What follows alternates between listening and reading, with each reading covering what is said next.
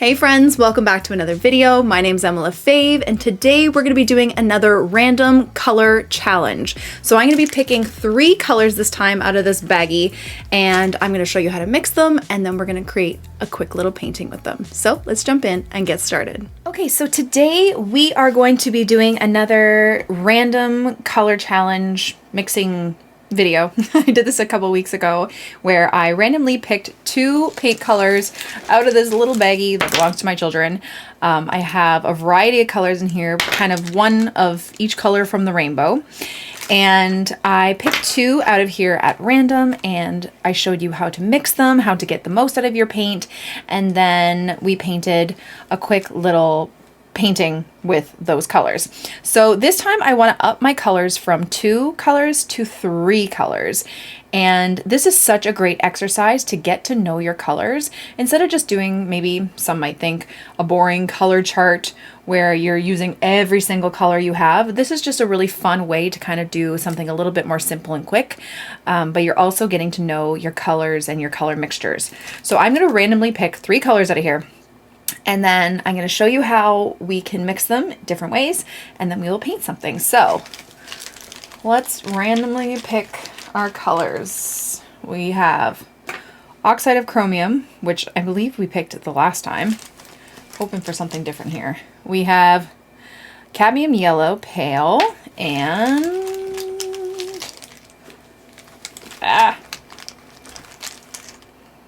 another yellow, but because I already have a yellow, I'm going to leave this out and we're going to pick another color because I don't want 2 of the same color, even though they're different shades.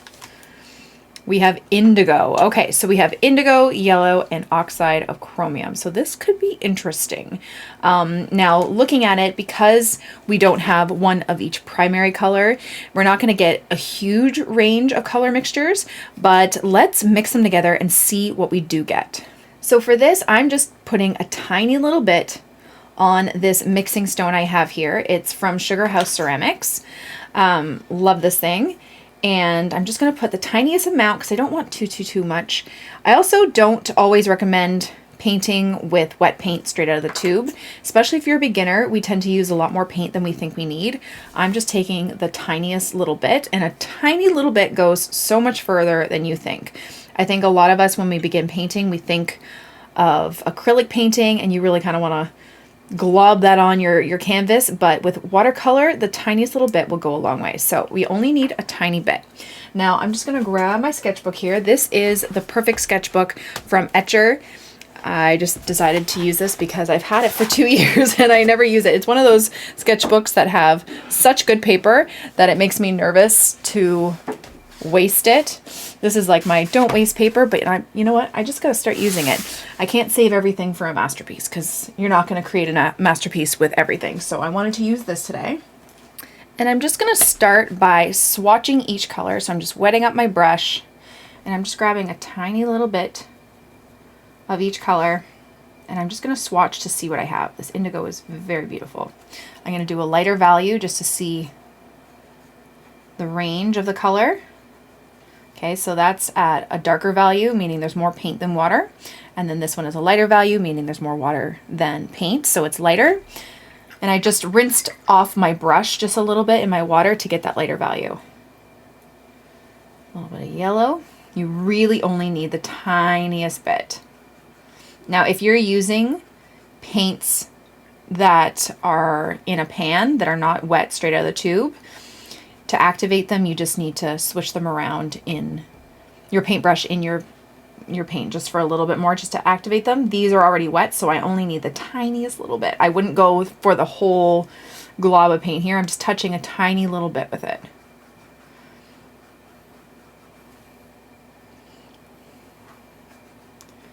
There we go. Okay, so there are 3 colors. And like I said about this mixture, which is going to be interesting, you know, if you mix yellow and blue, which is our indigo, you're going to get a green. So we're just going to get more greens with this, but I'm determined to make this more interesting than just a bunch of greens. But let's start by mixing our yellows with our blue and our green to see what we can get.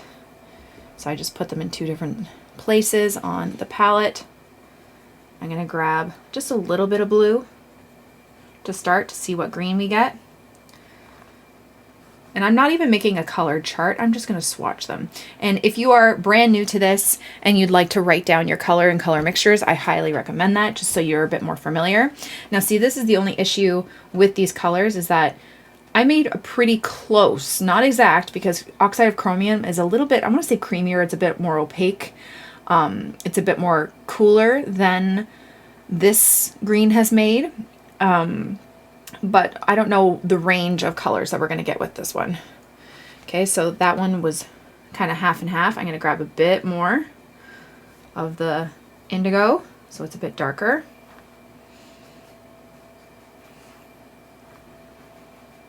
Oh, I forgot to make the light value of it. That's okay. Okay, so we can get like a turquoisey color here. We can add even a little bit more where it just has a hint of yellow in it. And it's just slightly different than our regular indigo.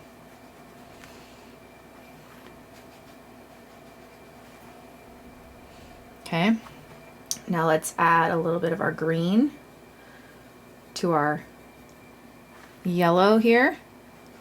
We get a really nice lime kind of green.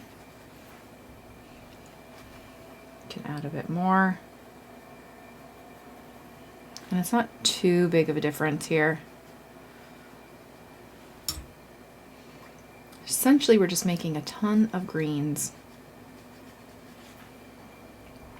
Now, the one thing that would make this really great is if we had that contrasting color, which would be a pink or a red, because that could mute our greens and give us a whole other range of greens. So if you wanted to throw another color in there to see what it could do for this, I definitely suggest that as well.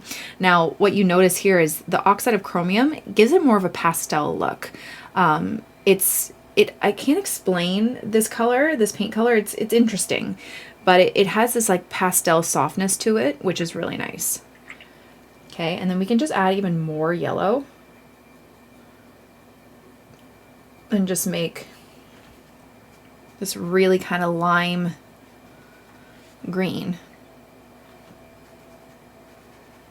Like that. Okay, so those are our colors. Again, we don't have a huge range of colors, but it's always great to work with a limited palette. You get to know the colors a bit more. I feel like it allows us to be really creative and thinking of what we can paint with a limited palette. So let's brainstorm here. I don't want to do florals because I did florals for the last one. I'm thinking maybe more of a landscape, or we could do, because we have so many greens and like the cooler blues, we could do maybe a cactus. For a landscape, we could try a landscape. Maybe I'll do 2 small pieces just for fun to kind of see what we can do with this. So let's do like a small little landscape to start, and then maybe I'll do like a little illustrative kind of thing down here. There's so many things you could do with a color palette, and it's really great practice to kind of just get to know your colors and see what you can make with it, because sometimes I feel like we get overwhelmed with all these choices of colors and we think we need to use all the colors in the world when really 3 will just do. So let's paint a landscape. Okay, so I think for obvious reasons, we could do a blue sky for sure with this, but I feel like there's part of me that wants to do a sunset.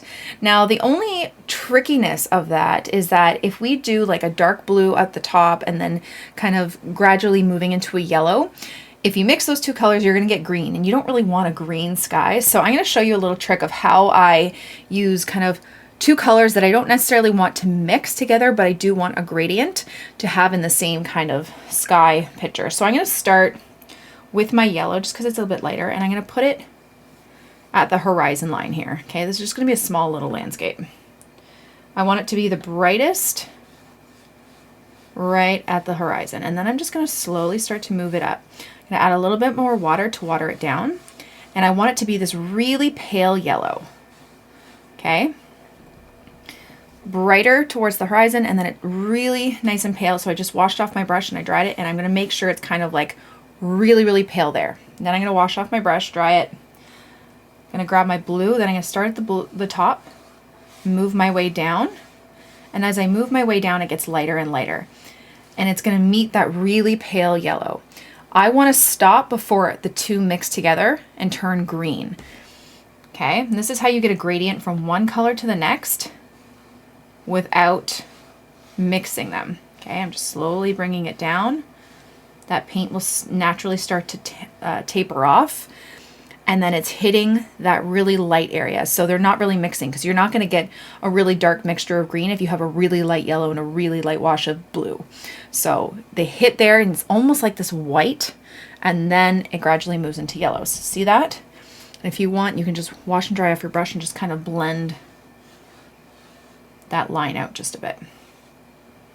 Okay, so we get the sunset without making a green sunset. I'm going to grab a bit more yellow. I just want it to be a bit brighter here. I can move it up. I don't want it to bring this dark yellow up, so I'm just washing off my brush, drying it, slowly bringing it up to make that pale yellow. And there we go. Okay, so there we have that nice kind of sunset. And now I want some green in there for our grass. You could always do water if you wanted to.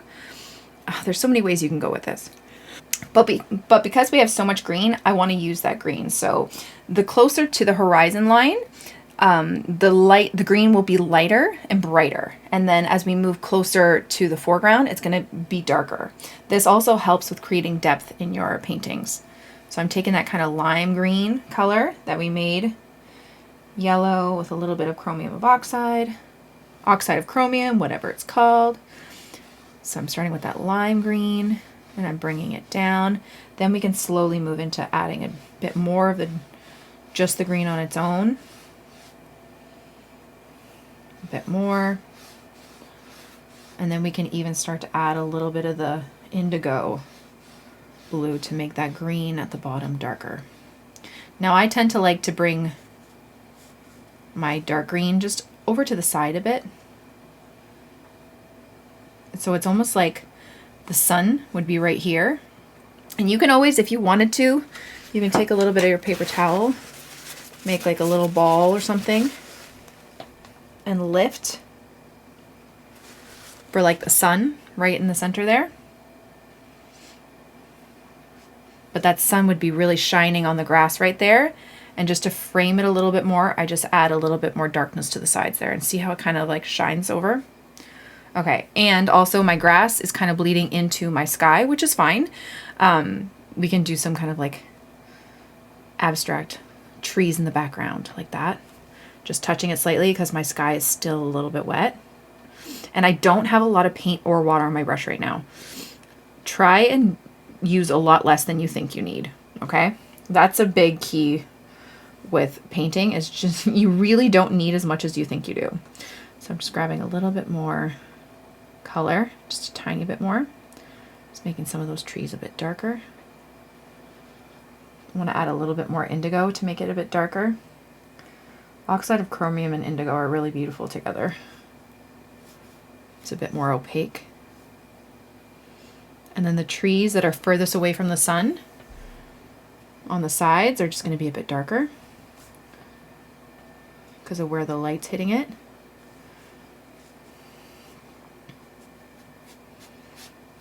And I'm using a little bit of my dry brush, so my brush isn't too wet, and I'm just kind of dragging it across. And you get these beautiful textures. Like that.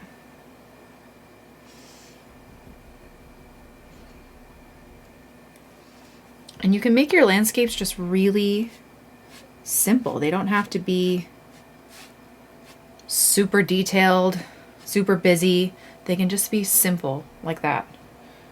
I might even add a little bit of yellow, like maybe some of the trees have a bit of yellow to them from the light from the sun. Like that. I feel like our sky could have been brought down a little bit more, the blue, but I feel like it might be, oh, it's kind of dry. Let's just see what happens. Because I didn't want it to mix with the yellow, but I feel like it could be a little bit lower. I'm going to wash off my brush, dry it a bit, and then just slowly bring it down.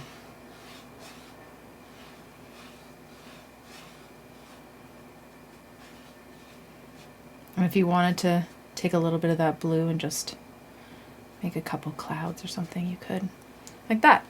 You have a simple landscape with just these colors. So a landscape might not have been the best option for these colors, but we could definitely do some other things. So another thing I'd like to think about, like I love painting plants and stuff like that. So let's do a fun cactus. So I always start with the lightest bit first. So I'm going to mix my yellow with just a tad bit of green. And I'm just going to do the whole thing in this lime green, and then we're going to build up shadows and a bit more darkness. Like this.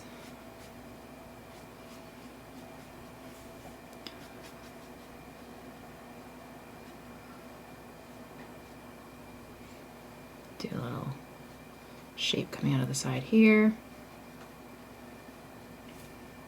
And one coming out this way.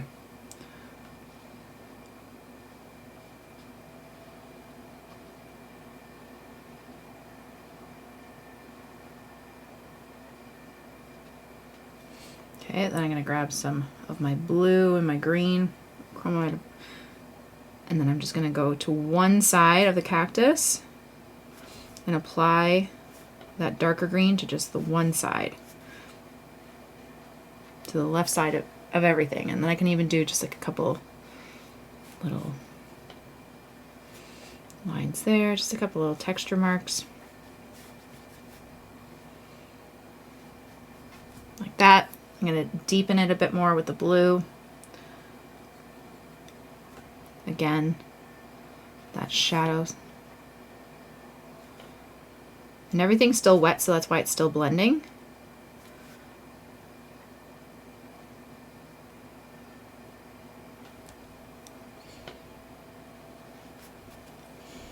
Wash off my brush a bit, dry it, bring some of that blue over. It doesn't have to be just to the side.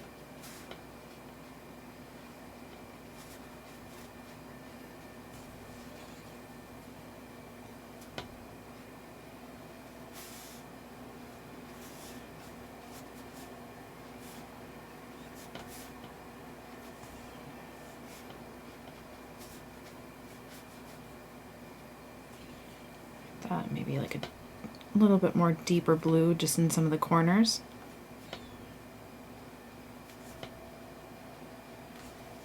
Like that.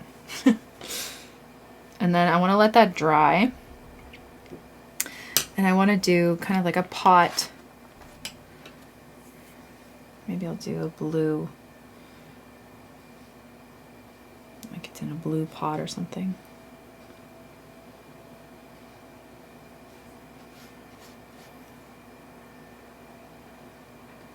Now again, it's hard because we don't have any other colors. We don't have anything to create brown or a pop of color, but sticking with a color palette. So this would actually be considered an analogous color palette where all three colors sit next to each other on the color wheel.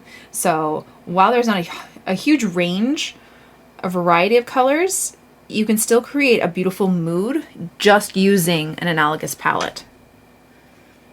So sometimes less is more. I'm just adding some of that darkness to the one side, maybe.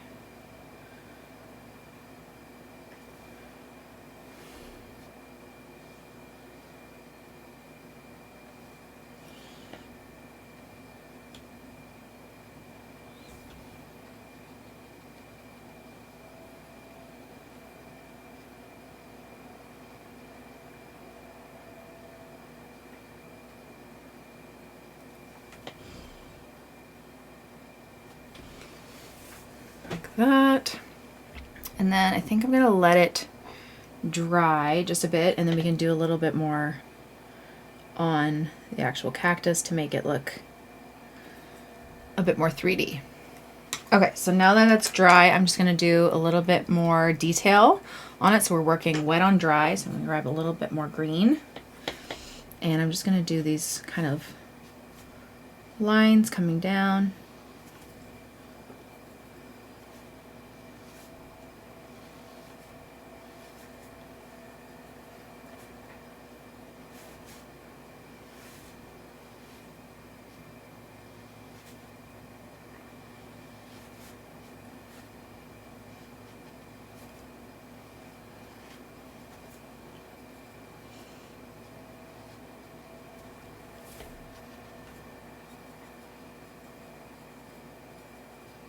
Grabbing a little bit more darkness and just bringing it down here.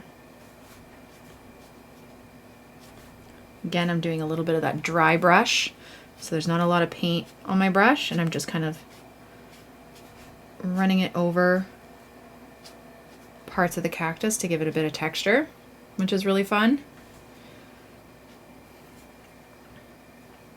I'm going to do just some little dots, like those little spikes with some of the dark blue. Again, you could always use another color. You could grab some white paint. Like, you don't have to stick to 3, but it's just such great practice to work with a limited palette. Like, that's so fun. Like a fun, bright flower on top of the cactus would be really nice too. Totally up to you. But then let's do like a little background for fun. Just kind of make it stand out a bit. Just gonna take some of that yellow.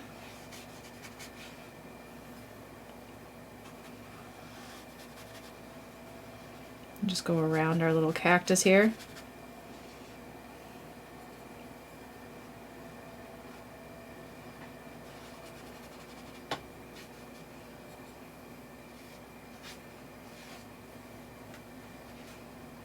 I'm going a little bit lighter with my wash because I don't want it to be too overwhelming.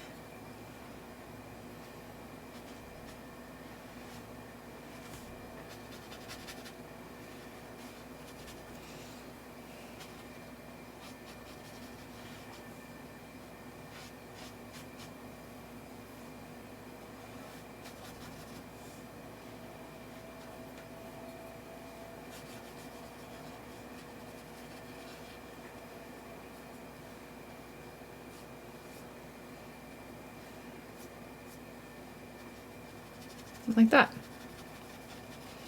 And there you go. Like, there's a little fun cactus illustration with watercolor and those 3 colors. So there you go. There are our paintings for today.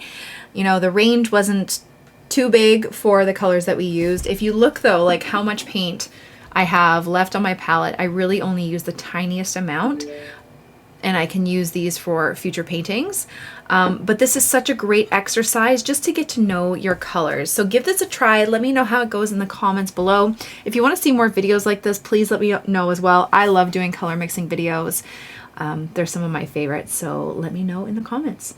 Thank you guys so much for watching. Thank you guys so much for watching my video. I really hope you liked it, and I hope you learned something. Don't forget to subscribe to this channel and follow me on Instagram and all my other platforms for tons more content. I'll see you guys soon. Bye.